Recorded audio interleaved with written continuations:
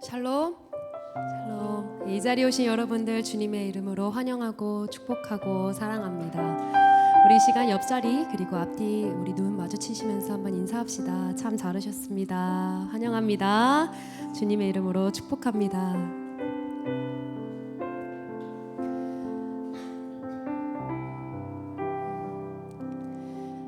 네, 이 자리에 오신 여러분들 오늘 또 우리가 찬양하며 나아갈 때 이 가사가 단지 악보 안에 머무르는 것이 아니라 우리의 진심의 고백이 되기를 소망합니다. 하나하나 다 묵상하시면서 그 가사가 우리의 기도와 고백이 되기를 정말로 소망합니다. 이 곡을 쓴 자만의 것이 아니라 우리 각자의 고백이 또 하나로 합쳐져서 주께 올려드리기를 정말로 소망합니다. 우리 함께 찬양하실 때 선하시고 정말 완전하신 우리 주님, 그분의 은혜를 우리가 기억하며 이 찬양 드리면서 예배로 나아가겠습니다.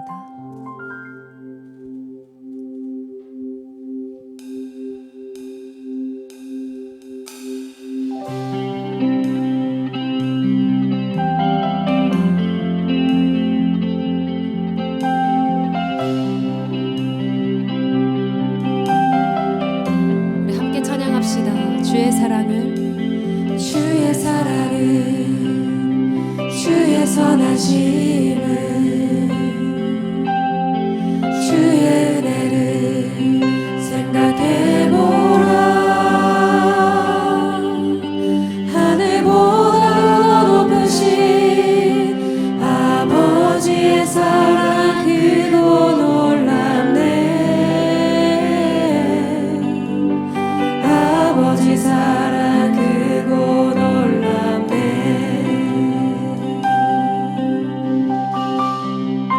주의 사랑을, 주의 사랑을, 주의 선하심을, 주의 은혜를, 주의 은혜를 생각해보라.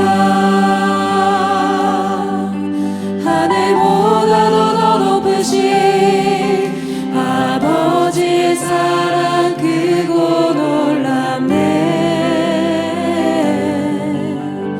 아버지 사랑 크고 놀랍네. 내 어찌 내 어찌 그 사랑 잊으리. 내 어찌 주의 긍휼 잊으리. 내 영혼의 모든 소원 만족시킨 하나님.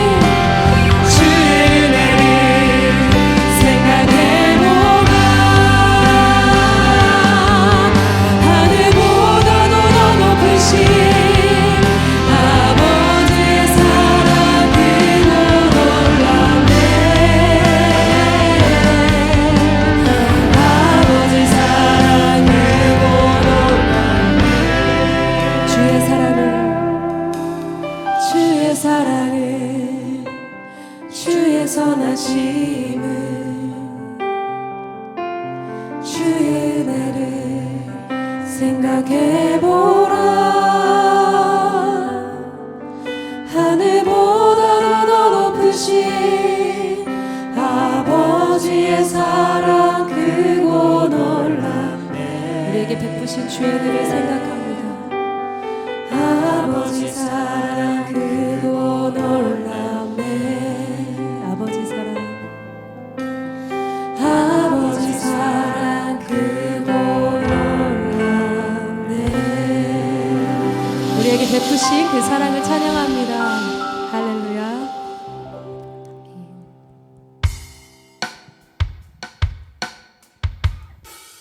함께 노래합니다.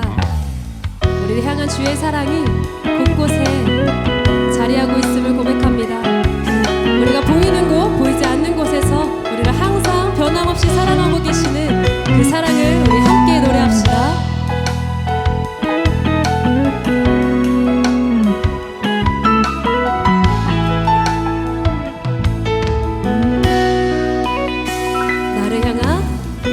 나를 향한 주의 사랑 산과 바다에 넘치니 내 마음 열 때 주님 나에게 참 잘해주셨네. 내 진리 속에 거하며 나의 손을 높이 들고 언제나 주님의 사랑을 노래하리. 나를 향한 주의 사랑 산과 바다에 넘치니 내 마음 열 때 주님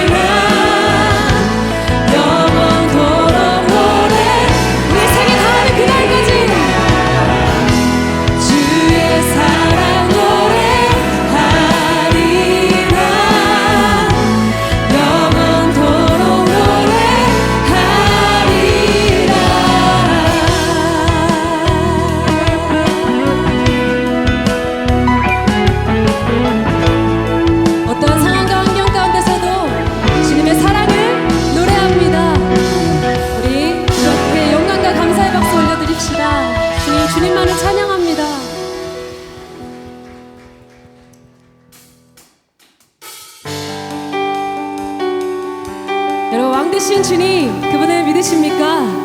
우리 시간 승리의 주님 함께 소리 높여 찬양합시다. 우리 가능하신 분들은 자리에서 일어나 주십시오. 온 세상 창조주 온 세상 구원자 모든 것 이기신 능력의 하나님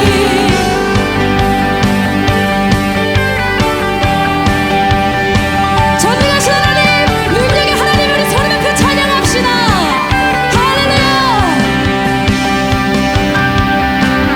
온 세상 창조주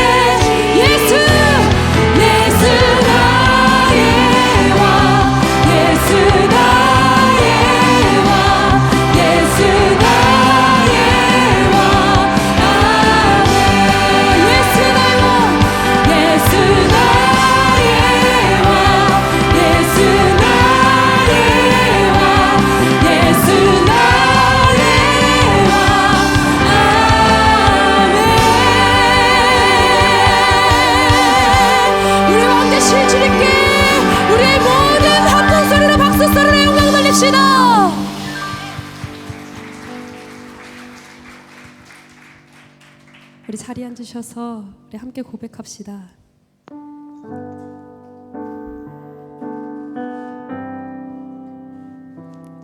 왕이신 나의 하나님,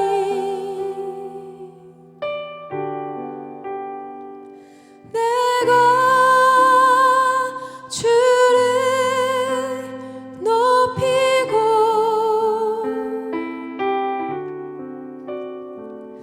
영원히 주의 이름을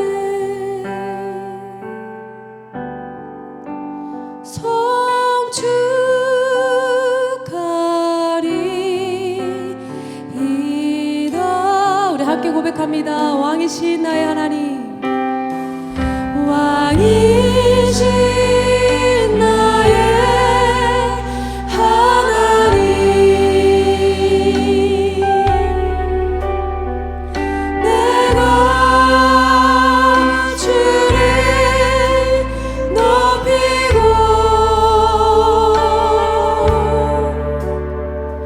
영원히 주의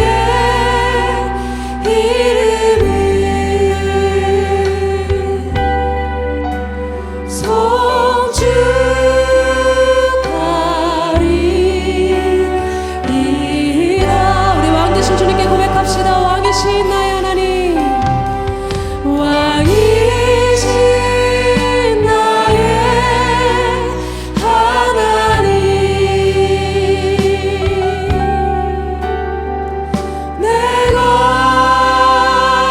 주를 높이고 영원히 주의 이름을 성축하리. 우리 한 번 더 고백합니다. 왕이신 나의 하나님, 영원히 주님의 이름을 높입니다. 왕이신 나의 하나님, 주님만을 높여드립니다. 내가 주를 높이고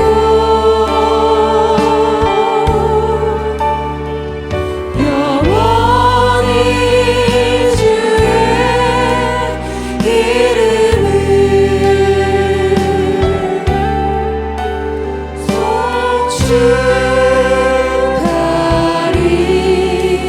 성축하리이다.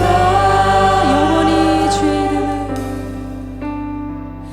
영원히 주의 이름을 우리 시간 함께 찬양합시다. 나의 안에 거하라. 나의 안에 거하라. 나는 내 하나님이니 모든 환난 가운데 너를 지키는 자라. 두려워하지 말라. 내가 널 도와주리니 놀라지 말라. 내 손 잡아주리라. 나의 안에 거하라. 나의 안에 거하라. 나는 내 하나님이니 모든 환난 가운데 너를 지키는 자라. 두려워하지 말라. 내가 널 도와주리니 놀라지 말라. 내 손 잡아주리라. 내가 너를 지명하여 불렀나니 너는 내 것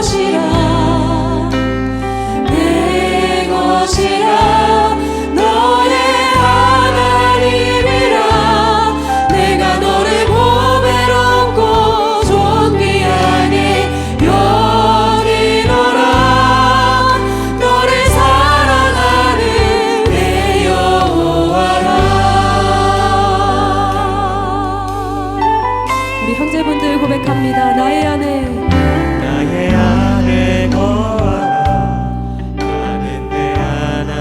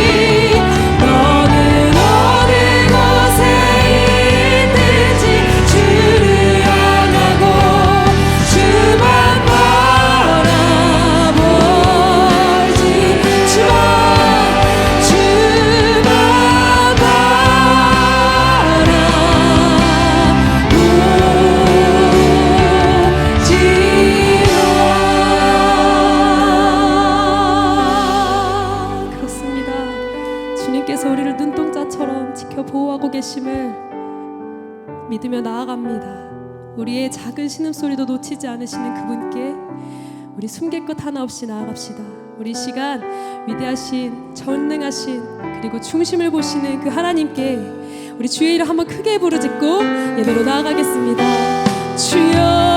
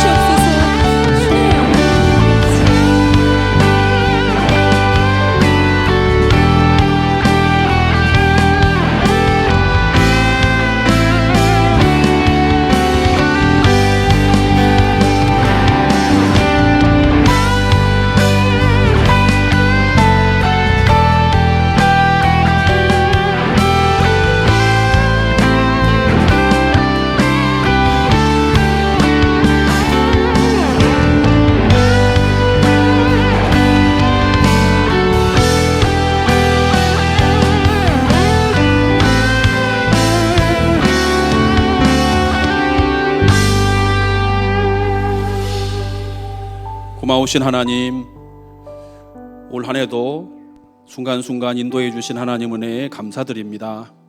돌이켜보면 한 주 한 주, 또 하루하루, 한 달 한 달 나의 힘과 능력이 아니었고 또 수많은 위기 가운데서도 늘 동행하시고 인도하시는 하나님의 은혜였음을 기억합니다.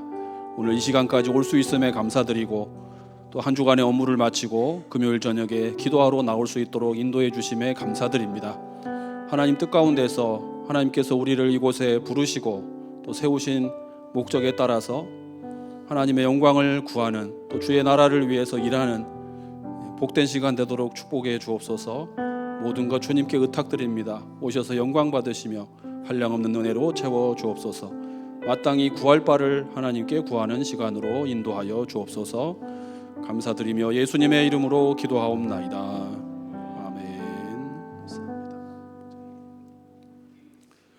하나님의 말씀 누가복음 19장 2절을 보겠습니다. 11절과 28절 말씀을 함께 읽겠습니다. 누가복음 19장 11절 28절 말씀입니다. 우리 함께 합독하겠습니다. 그들이 이 말씀을 듣고 있을 때에 비유를 더하여 말씀하시니 이는 자기가 예루살렘에 가까이 오셨고 그들은 하나님의 나라가 당장에 나타날 줄로 생각함이더라. 28절입니다.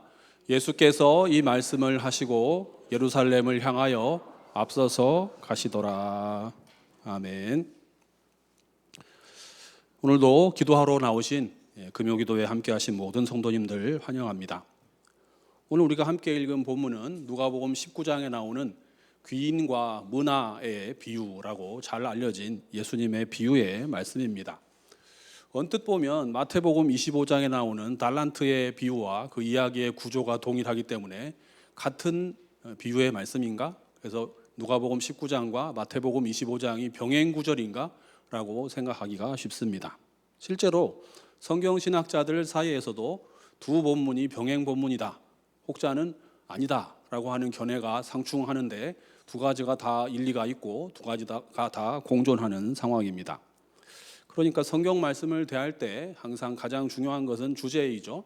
예수님이 하시고자 하는 말씀의 메시지가 무엇인가 우리가 캐치하는 것입니다. 그래서 그걸 잘 파악하기 위해서는 특히 비유의 말씀이니까 이 말씀이 어떤 배경에서 또 어느 시점에 또 예수님께서 이 말씀을 하신 이유와 목적이 무엇인지를 살피는 견지에서 이야기를 듣는 것이 대단히 중요합니다. 그래서 처음 예수님이 이 말씀을 하셨을 때 처음 들었던 사람을 1차 청중이라고 하는데 1차 청중은 이 이야기를 어떤 의미로 이해했는가? 그리고 더 나아가서 오늘 저희가 시대는 한 2000년 뒤지만 2차 청자라고 한다면 오늘 우리에게, 오늘 나 자신에게 이 말씀은 어떤 적용점을 주며 어떤 메시지를 주며 내가 어떤 식으로 말씀 가운데서 변화되어서 주의 길을 가기를 원하시는지 예수님께서 하시고자 하는 말씀을 듣는 것이 대단히 중요합니다. 오늘 본문의 이야기는 12절부터 27절에 나옵니다만 오늘 읽었던 것처럼 그 바로 앞에 11절과 28절, 그러니까 이야기의 시작점과 끝지점에 있는 말씀을 좀 유의해서 살피는 것이 필요합니다. 11절에 보면 예수님께서 이 말씀을 하실 때, 그래서 제자들이 이 말씀을 듣고 있을 때에 예수님이 다른 이야기, 비유를 하나 더 말씀하셨는데 그 이유가 있습니다. 일단 이 이야기를 듣는 시점이 언젠가 하니 바로 앞단락에 나오는 삭개오의 집에서 예수님께서 인자가 온 것은 이 사람도 아브라함의 자손이고 이 사람의 이 집에 오늘 구원이 이르렀다. 그리고 인자가 이 세상에 온 것은 다른 목적이 아니라 이처럼 잃어버린 자를 찾아서 구원하기 위함이다. 이 말씀을 하시고 있었고 당연히 그 집에는 예수님의 제자들 그리고 세리와 죄인들이라고 생각하겠던 유대인들이 많은 사람들이 함께 예수님 말씀을 경청하고 있었죠. 그 말씀을 하시고 있을 때에 예수님이 다른 비유를 한 가지 더 말씀하셨는데 그 이유가 무엇입니까? 주어가 두 가지가 나옵니다. 자기는이 나오고 그들은이 나오죠. 그들은 예수님의 제자들과 예수님을 따르던 많은 사람들을 말합니다. 그리고 자기는 예수님 자신을 말하는 거죠. 그러니까 그 사람들은 당장에 하나님의 나라가 나타나는 줄로 알았습니다. 예수님은 지금 이제 예루살렘을 향해서 가시는 길이죠. 그러니까 말씀을 듣고 있던 사람들은 당장에 하나님 나라가 나타나는가 보다 이렇게 착각을 하고 있었고 예수님은 지금 이제 여리고를 지나 예루살렘을 가시는 행로에 있었다는 거죠. 그래서 예수님이 자신이 가시려고 하는 길과 제자들의 생각에 큰 생각의 차이가 있다는 점을 발견했고 이 차이를 단박에 깨뜨리는 말씀이 이 귀인과 문화의 비유라는 거죠. 그러니까 예수님은 지금 예루살렘에 가시면 십자가의 길이 기다리고 있지 않습니까? 예수님이 이 세상에 오신 목적이 무엇입니까? 예수님이 목수의 아들로 이 세상에 오셔가지고 그것도 변방 갈릴리 나사렛에서 시절을 다 보내시고 이제 그의 공생의 그리스도로서의 사역의 마지막 순간이 지금 예루살렘에서 십자가의 길을 가시려고 예수님이 오시지 않았습니까? 이제 그 순간이 다 눈앞에 다가왔습니다. 이제 마지막 예루살렘으로 올라가시기만 하면 예수님은 십자가의 길을 앞두고 있는 상황이죠. 그런데 지금 이 절체절명의 순간에 제자들은 어떤 생각을 하고 있습니까? 제자들은 예수님이 예루살렘에 들어가시기만 하면 당장에 하나님의 나라가 나타나는 줄로 이해하고 있었습니다. 그러니까 예수님이 왕이 된다고 생각을 했던 거죠. 그래서 이 로마의 압제 가운데서 우리를 구원할 것이며 우리나라가 드디어 이제 독립을 하고 해방이 되어서 열방을 통치하는 그 아브라함 때부터 하나님께서 약속하셨던 수많은 그 기대를 다 한 몸에 안고 있는 분이 예수님이라고 생각을 했죠. 그러면 제자들은 어떤 행동을 하겠습니까? 틈만 나면 싸웠죠. 어떻게 하면 누가 더 예수님과 가까운가? 누가 더 높은 자리에 앉을 것인가? 누가 더 예수님의 보좌 좌편이나 우편에 앉을 것인가? 이런 것 때문에 다투었던 장면이 복음서에 심심찮게 등장을 합니다. 지금 예수님은 하나님 나라의 지금 이 구원의 완성을 위해서 십자가를 지금 염두에 두고 계시는데 제자들은 전혀 다른 생각을 하고 예수님이 들어가시기만 하면 이제 이 모든 고난이 다 해결되고 새로운 시대가 열릴 것이라고 기대하고 있었던 거죠. 물론 그들의 오래된 유대인들의 메시아 대망 사상에서 보면 그렇게 보면 그렇게 이해할 만도 합니다만 중요한 것은 예수님이 가시려고 하는 길을 조금 더 생각하지 못했다는 점입니다.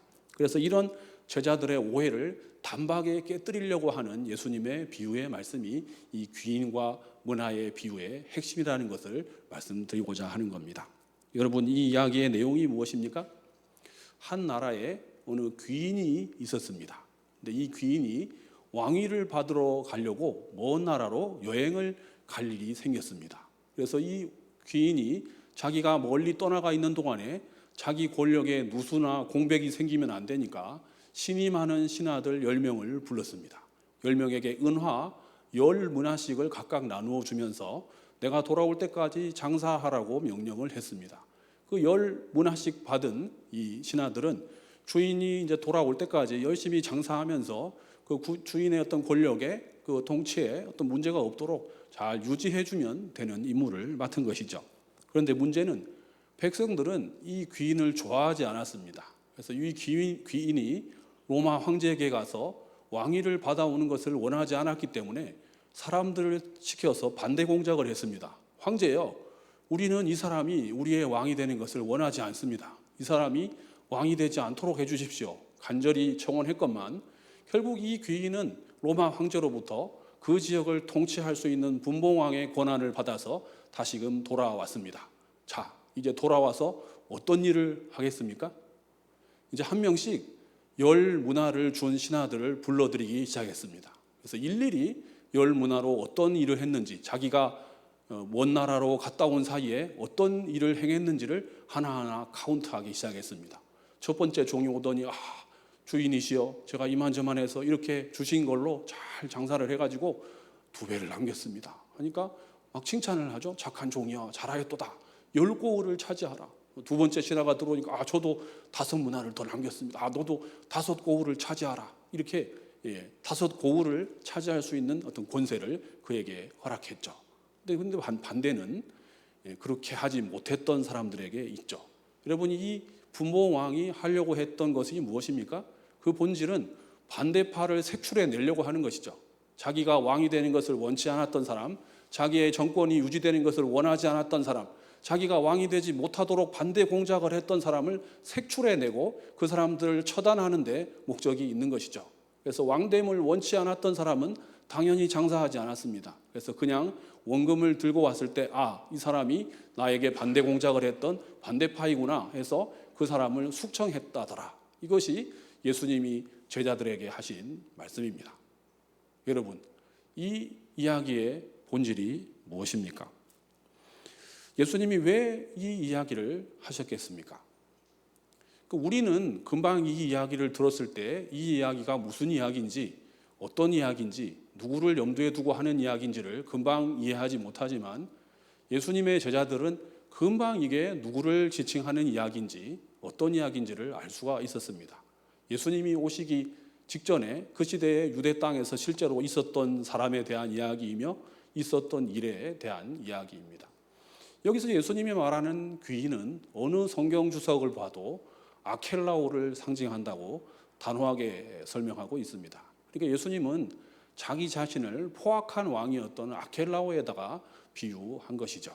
그러니까 그 당시 정치 제도를 보면 예수님이 오시기 전에 이제 한 BC 300년 무렵에 알렉산더 대왕이 온 그 유럽과 아시아를 다 통일을 했고, 알렉산더 대왕은 빨리 죽었죠. 그리고 그의 그 큰 제국을 4명의 장군들에게 분할 통치하도록 시켰습니다.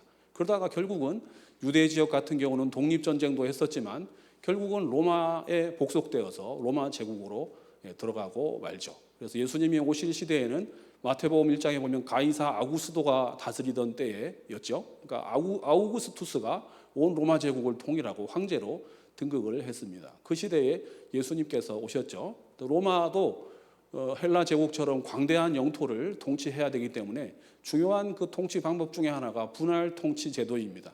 그러니까 그 나라에 그 왕의 신임받는 대리 통치자를 세워서 그 지역을 용이하게 통치하려고 하는 방식입니다. 그래서 그 나라에 약간의 자치권을 주면서 반란만 안 일으키고 세금만 잘 내면 그 나라의 종교나 그 나라의 문화나 관습이라든지 그 민족성을 유지하도록 해주는 방식이죠.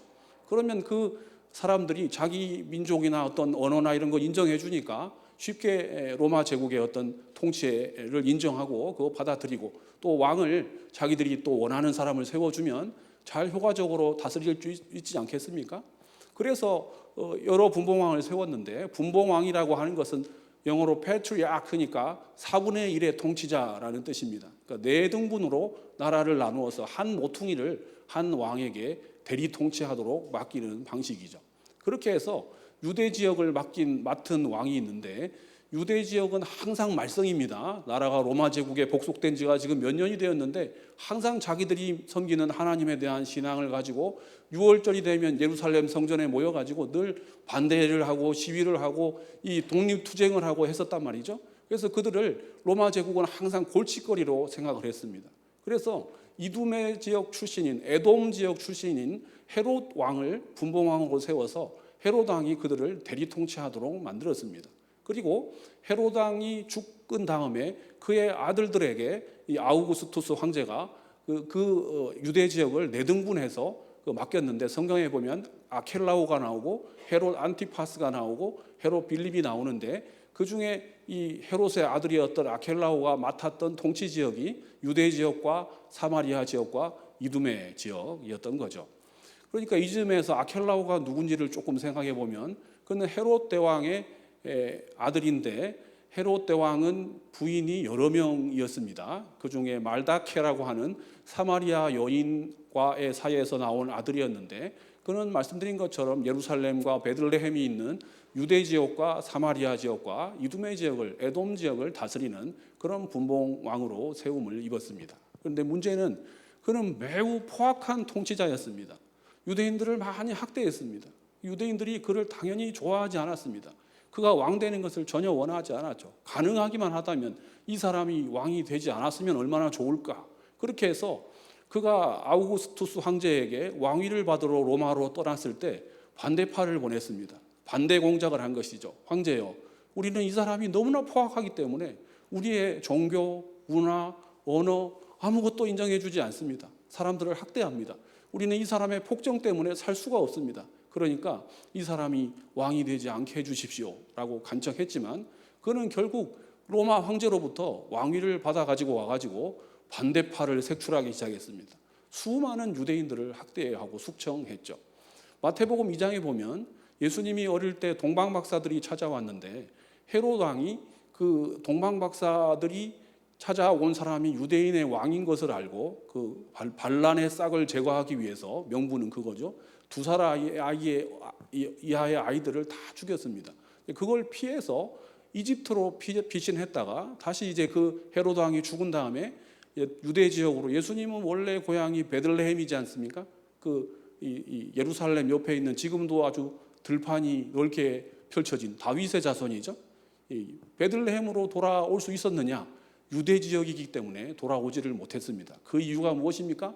포악한 왕 아켈라오가 통치하고 있었기 때문에 그의 통치를 떠나서 그의 통치의 위협으로부터 벗어나서 살 수 있는 곳이 갈릴리 나사렛이었죠. 그래서 예수님은 베들레헴에 오지 못하고 변방 사마리아보다도 더 북쪽인 갈릴리 지역에서 살았더라. 그래서 나사렛 예수이다. 이가 우리를 구원할 자인데 그가 아켈라오의 통치를 피해서 나사렛에서 살았다. 이렇게 성경은 기록하고 있습니다.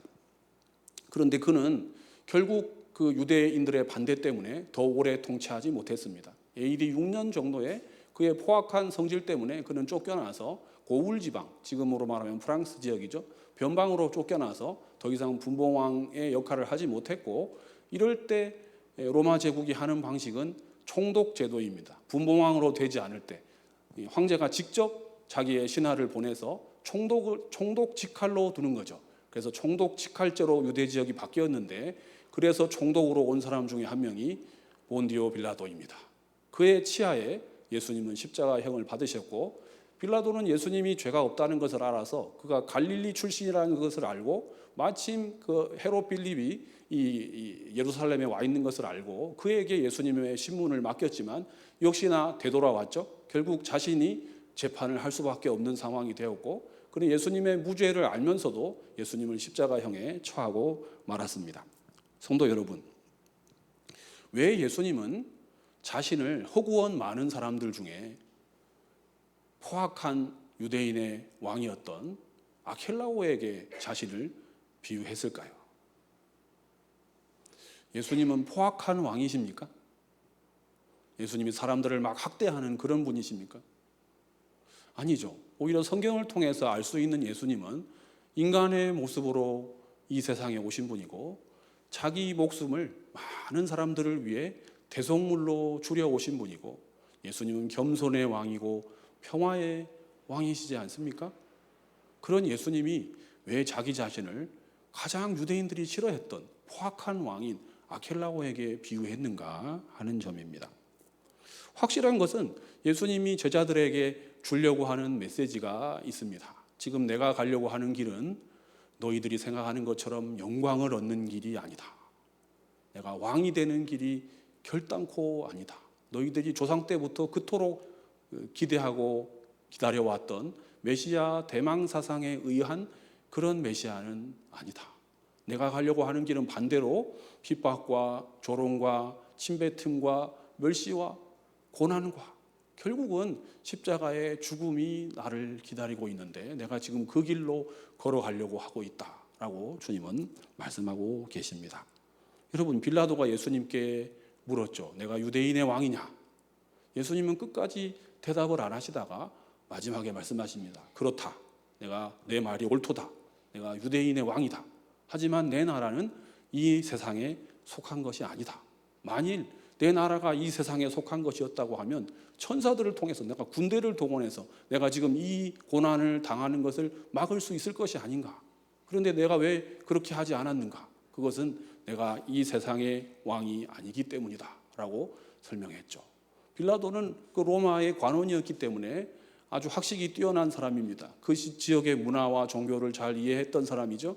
그가 유대인의 왕이라고 주장하는 것은 그들의 어떤 신앙적인 면, 그들이 그토록 숭상하는 하나님 섬기는 신앙의 측면에서 말하는 것이지, 이 제국을 무너뜨리고 유대 나라를 독립시키려고 하는 그런 차원에서 유대인의 왕이 아니라는 것을 단박에 알 수가 있었죠. 그래서 그는 그토록 이 예수라고 하는 이 청년에게 무죄를 선언하려고 시도했습니다. 하지만 유대인들의 반대가 있었고 그는 정치인이기 때문에 그렇게 할 수 없었죠. 결국은 예수님을 무죄인 줄 알면서도 십자가의 형에 넘겨주고 말았습니다. 성도 여러분, 제자들이 기대했던 예수님은 그런저런 분이셨는데 우리가 알고 있는 예수님은 어떤 분이십니까? 예수님은 십자가의 길을 힘없이 가시는 분이죠. 우리 죄를 속하기 위해서, 우리 죄를 단번에 씻어버리는 영원한 번제를 하나님께 드리신 분입니다.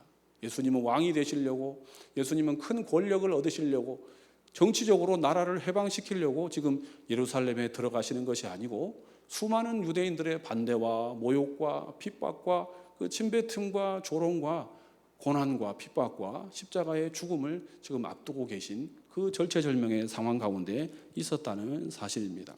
그리고 이 이야기가 27절에서 끝나는데 28절은 이렇게 기록하고 있습니다. 그러니까 여러분, 성경 본문은 영감으로 기록된 하나님 말씀이고 서기관들이 필사, 양피지나 파피루스에 필사하고 또 필사해서 오늘 우리에게 인쇄술이 없었던 시대에 필사와 필사를 거쳐서 오늘 우리에게까지 한국말로 번역된 성경 우리가 보고 있는데, 그 본문은 하나님의 말씀이지만 장절은 사람들이 연구해서 나눈 겁니다. 특히 초대교회로부터 중세 어떤 신학자들이 연구의 연구 끝에 1장, 2장 그리고 절을 매겨서 사람들이 읽기 편리하게 만들어 둔 것이죠. 그런 점에서 저는 11절부터 28절까지가 한 단락이었으면 훨씬 더 이 귀인과 문화의 비유 이야기를 정확히 이해할 수 있지 않았을까라고 확신합니다. 그러니까 예수님이 제자들이 예수님과 큰 생각의 차이가 있다는 것을 발견하심으로 예수님이 귀인과 문화의 비유를 말씀하셨고, 그리고 귀인과 문화의 비유를 말씀하신 다음에 예수님은 친히 앞서 예루살렘을 향해서 가시더라. 예수님은 목적이 분명합니다. 예수님은 십자가의 길을 알고 계셨죠. 결단코 그 길을 피하지 않으셨고 자신이 가려고 하는 길이 어떤 길인지 분명하게 말씀하신 이후에 친히 가장 맨 앞에 앞서서 친히 예루살렘을 향해서 걸어가셨습니다. 그 예수님은 십자가를 피하지 않으셨고 십자가의 길을 둘러가시지 않으셨고 친히 우리 죄를 다 담당하고 친히 나무에 달려 죽으시기 위해서 십자가의 길을 가셨다는 사실이죠. 그래서 28절이 이 사실을 분명하게 기록하면서 이 귀인과 문화의 비유를 마치고 있습니다. 성도 여러분, 우리가 다 예수님의 뒤를 따라가는 제자이지 않습니까? 제자라는 것이 무엇입니까? 제자의 본질은 제자도에 있죠. 스승이 있고 제자가 있고 그 예수님을 그 스승을 따르는 제자도의 원리라고 하는 것이 있죠. 제자라고 하는 것은 모름지기 날마다 자기 십자가를 지고 자기를 부인하면서 주님의 뒤를 따라가는 그런 성도의 삶을 십자가의 제자도의 길이라고 주님은 말씀하고 있습니다. 그런데 여러분, 그렇게 예수님을 따라가면서도 우리는 인생의 성공을 가장 소중한 가치로 생각하고 있지는 않습니까? 예수님의 뒤를 따라가는 것은 좋은데 예수님을 잘 믿는 것이 내 인생에도 복이 되기를 기대하고 있지는 않습니까? 반대인 경우에 예수님을 따라가는 것이 나의 유익과 일치할 때 우리는 기쁨으로 그 길을 걸어갈 수 있습니다. 반대일 때, 예수님을 따라가는 것이 나한테 도움이 안 될 때, 반대로 고난이 닥칠 때, 예수님을 믿는 것이 나한테 손해를 가져올 때 우리는 오류에 빠지기도 합니다. 이게 바른 길인가? 이게 맞는 길인가? 예수님 따라가는 것이 과연 올바른 길인가? 라고 생각하기 쉽죠. 성도 여러분, 오랜 세월을 그토록 겸손과 온유와 사랑으로 예수님의 복음을 전했건만 끝까지 안 받아들이는, 또 반대하는 그런 주변 사람들 혹시 없으십니까? 내가 사회생활 가운데 뛰어난데도 불구하고 예수 믿는 사람이라는 단 하나의 이유 때문에 혹시 손해보는 일, 그런 일 없으십니까? 애매하기도 하고 억울하기도 하고 예수 믿는 것이 정말 나에게 좋은 것인가 하는 그런 실망감도 닥쳐올 때가 있습니다. 제자도에서 원리에서 볼 때는 물론 그런 상황까지도 다 우리의 심령을 꿰뚫어 보시는 하나님께서 세상은 알지 못하는, 세상은 주지 못하는 평강과 은혜와 인도하심이 반드시 있을 것입니다. 그걸 확신합니다. 그래서 좁은 길이지만 기쁨으로 걸어가는 것 아니겠습니까?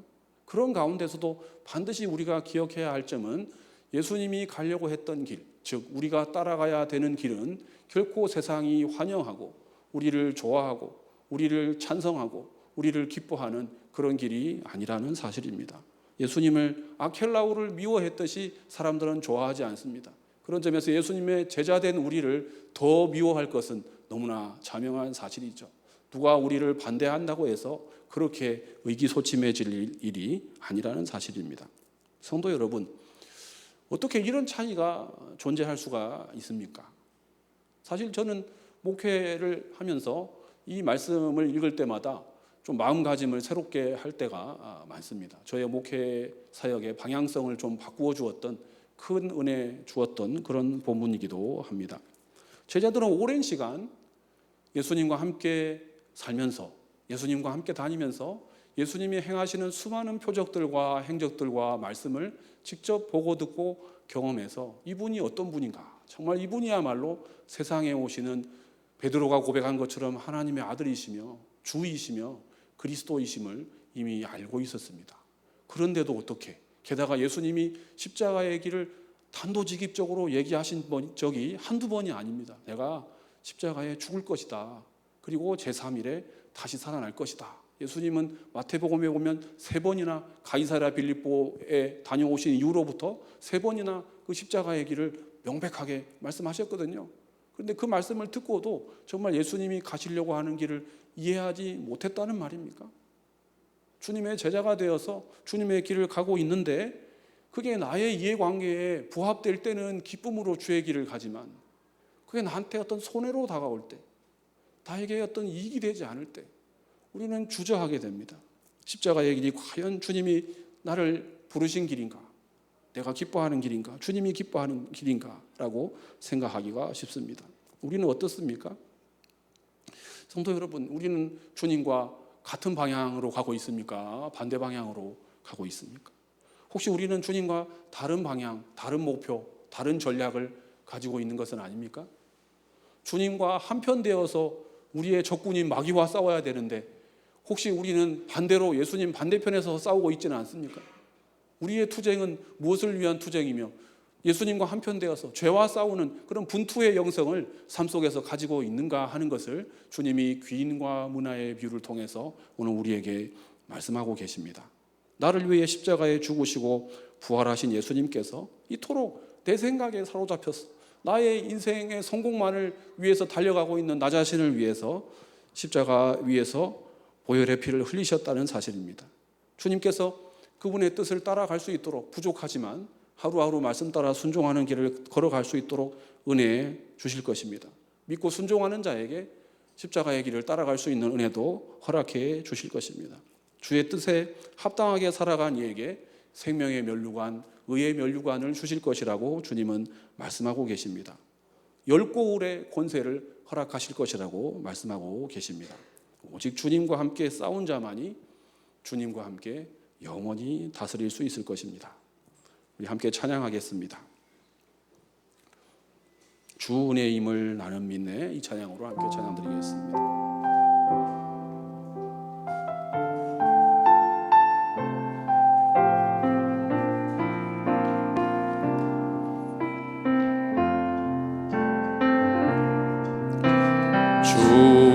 나의 모습 보네 상한 나의 맘 보시네 주 나의 눈물 아래 홀로 울던 맘 아시네 세상 소망 다 사라져가도 주의 사랑에 끝이 없으니 사랑하는 이 모든 순간이 주의 힘을 나는 믿네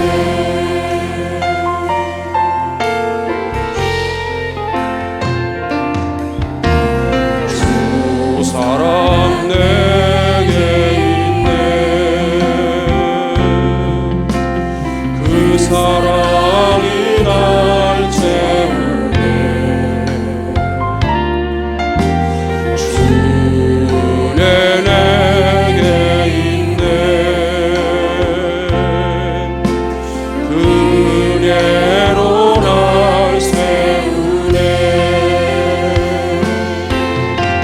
세상 소망 다 사라져가도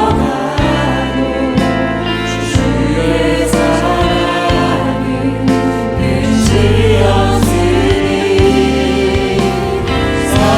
사랑하는 이 모든 순간이 주의 힘을 나는 믿네 세상 소망 다 사라져가도 세상 소망 다 사라져가도 주의 사랑이 끝이 없으니 사랑하는 이 모든 순간이 주의 힘을 나는 믿네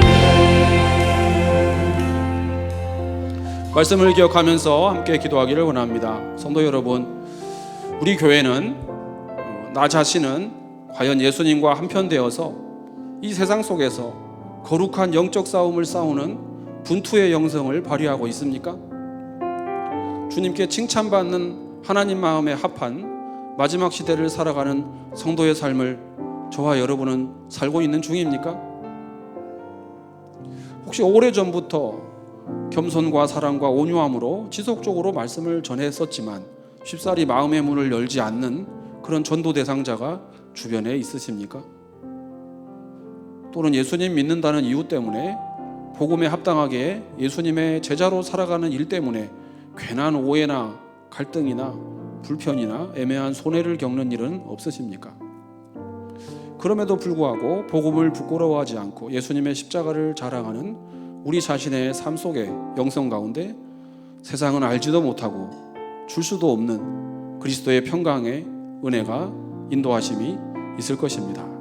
그런 은혜를 부어주시도록 우리 합심하여 기도하겠습니다. 아버지 하나님, 우리를 이 자리에 불러주시며 주의 은혜로 우리의 기도하게 하시는 하나님의 내 인생의 성공을 위해서 나의 인생의 가져올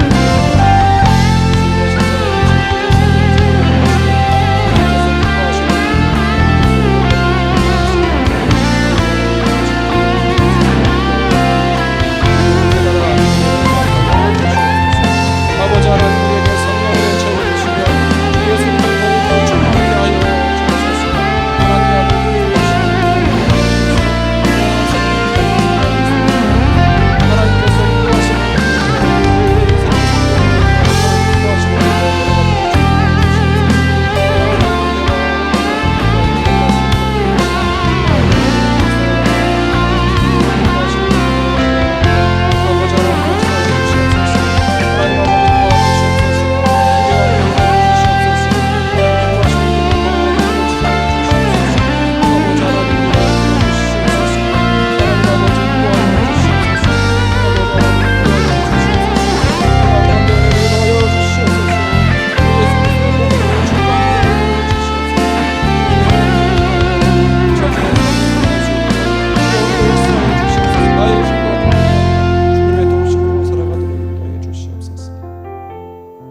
함께 찬양하겠습니다.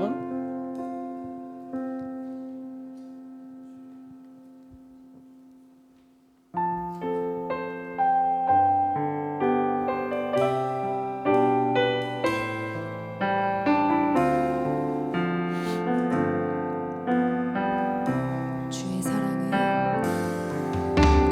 주의 사랑은 주의 선하심은 주의 은혜를 생각해보라.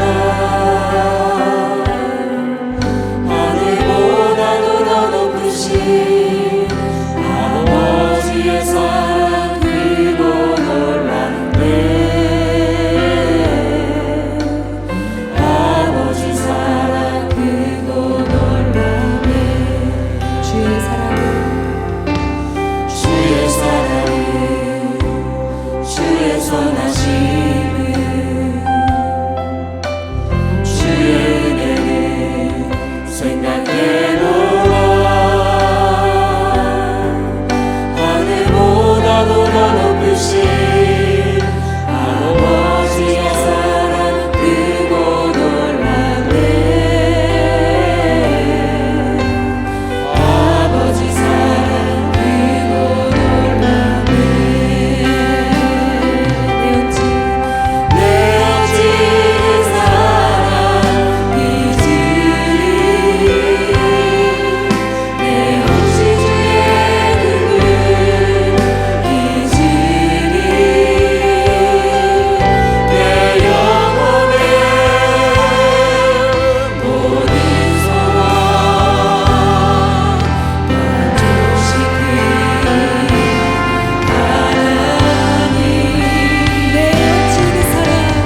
내 어찌 그 사랑 잊으리. 내 어찌 주의 눈을 잊으리. 내 영혼의 모든 소원 만족시키리.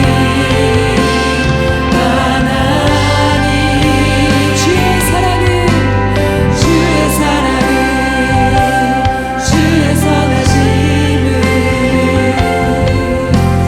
주의 은혜를 생각해보라. 하늘보다도 더 높으신 아버지의 사랑 크고 놀랍네. 아버지 사랑 크고 놀랍네. 이어서 교회를 위해서 함께 기도하겠습니다. 두 가지 먼저 기도하겠습니다. 우리 12월 이제 한 달도 남지 않았습니다. 올 한 해도 은혜 가운데서 잘 마무리하고 내년도 이어갈 교회 사역들을 바라보면서 모든 부서별 사역과 계획 가운데 지혜롭게 세우도록 인도하여 주옵소서. 두 번째는 남녀 전도회, 또 양육과정, 교구 구역 모임 등 소그룹 공동체마다 충만한 은혜 주시도록 성도 간의 교제가 있도록 날마다 말씀을 깨닫고 믿음으로 행하며 특별히 세월을 아끼는 지혜 주시도록 우리 두 가지 합심해서 먼저 기도하겠습니다. 아버지 하나님, 우리 가운데 은혜를 더하여 주시옵소서. 마지막 남은 한 달을 주님 뜻 가운데서 보람되게 인도하여 주시고 내년 교회 사역들을 잘 계획할 수 있도록 인도하여 주시옵소서.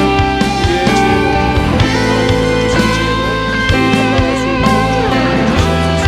남녀 전도회와 양육과정과 교회와 세월을 충만한 은혜가 있으시고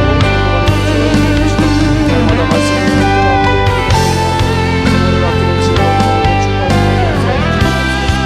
아버지 하나님 도와여 주시옵소서. 영혼을 채워 주시옵소서. 아버지 영혼을 채워 주시옵소서. 아버지 우리가 행하는 모든 일들을 우리의 뜻과 계획과 아니라 하나님께서 기뻐하시는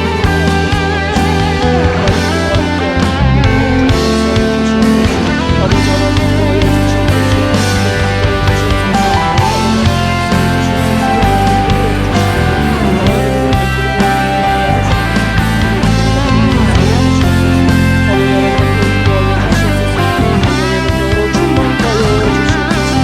아버지 하나님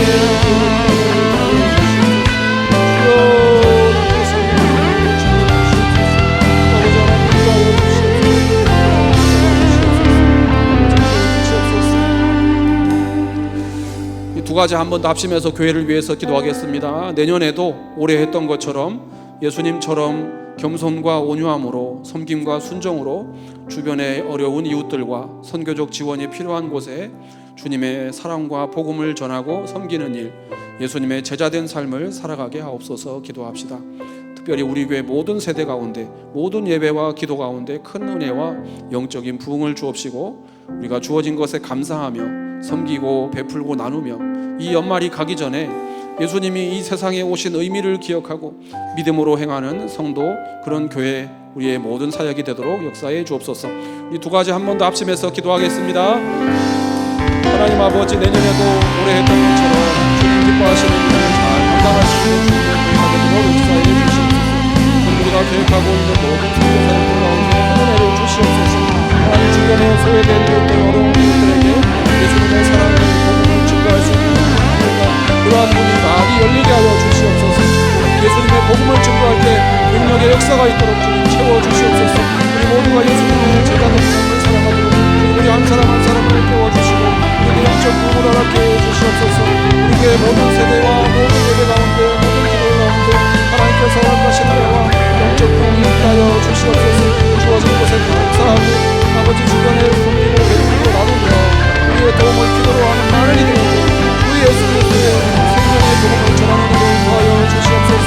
우리가 행하는 모든 하나님께서 기뻐하시는 일, 우리의 길, 진리의 길, 많은 일을 복되게 하는 일로 사용하여 주시옵소서. 우리의 것을 많은 이들을 위해 섬기고 베풀 때 하나님께서 기뻐하시는 복음을 열리도록 하여 주시옵소서. 하나님의 은혜의 복음을 전파되는 역사가 있도록 우리를 사용하여 주시고 우리를 부인하시고 역사하시고 기뻐하여 주옵소서. 우리의 것을 세우시고 하나님의 가운데서 행하는 역사에 주시옵소서. 아버지 하나님 우리에게 은혜를 주시며 하나님 기뻐하시는 우리가 행하도록 오늘도 역사에 주시옵소서.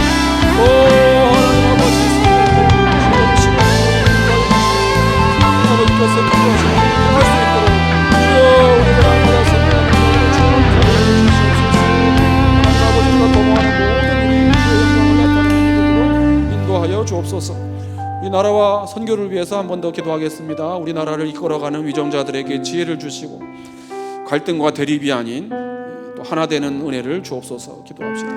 우리나라의 정치, 경제, 사회, 외교, 안보 모든 영역 가운데 하나님의 선하신 인도하심이 있도록 또 조국의 교회가 일어나는 은혜를 주시도록 기도합시다. 이번에 사랑의 박스 나눔을 했는데 또 국내외 여러 교회들 또 바자회 수익금도 많이 나누었습니다. 여러 기관 단체들 또 해외에서 복음 전하는 선교지까지 아름다운 주님의 사랑, 복음의 열매가 있도록 함께 기도해 주시기 바랍니다. 우리가 늘 기도하는 파송 선교사님들 맡겨준 사역지에서 또 부르신 곳에서 또 교회와 가정 가운데 사역지 가운데 건강과 평안과 안전 주시고 복음의 열매가 있도록 우리 나라와 선교를 위해서 한 번 더 합심해서 기도하겠습니다. 주 하나님 아버지, 우리에게 거룩한 선교의 사명을 주시고 또 함께 기도하고 협력하며 우리를 건강히 하시도록 인도해 주시길 감사합니다. 우리 나라와 민족을 새롭게 하여 주시고 우리 조국에 한 번 더 영적인 부흥을 허락해 주시고 이렇게 어지럽고 혼란스러운 세상 가운데서 하나님께서 우리를 다스리시며 통치하시고 우리가 믿음하도록 역사해 주시옵소서. 아버지 하나님 우리 가운데 은혜를 더하여 주시옵소서. 하나님의 은혜가 충만한 은혜를 더하여 주시옵소서. 오늘도 여러 교회와 여러 단체와 여러 사람들의 삶에서 하나님께서 풍성하게 주시고